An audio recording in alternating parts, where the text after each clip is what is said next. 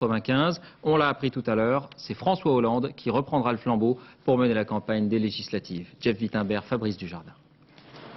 Sourire et accolade malgré tout, malgré la défaite. Lionel Jospin ce matin dans la cour de l'hôtel Matignon. C'est l'une des dernières fois que l'on verra cette image. Dans 15 jours, comme il l'a annoncé, le Premier ministre aura quitté la scène politique. On n'a pas le choix. Pas envie de parler.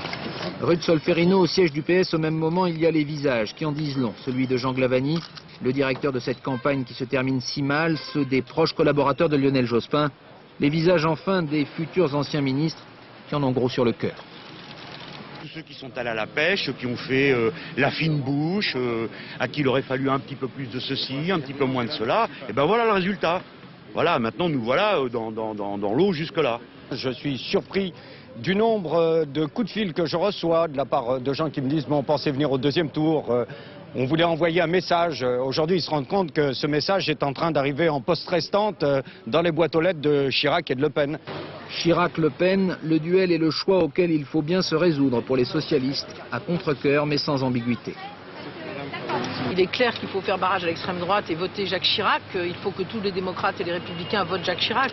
Il ne faut pas se réveiller après coup comme hier soir.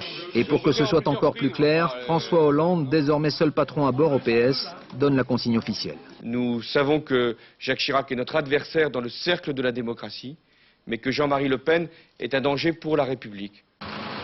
Ce matin, Lionel Jospin est arrivé le dernier au bureau national du PS. Il n'y est pas resté très longtemps.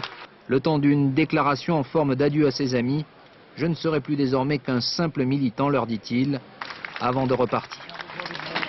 Dans la rue de Solferino, quelques sympathisants voulaient attendre Lionel Jospin pour l'applaudir.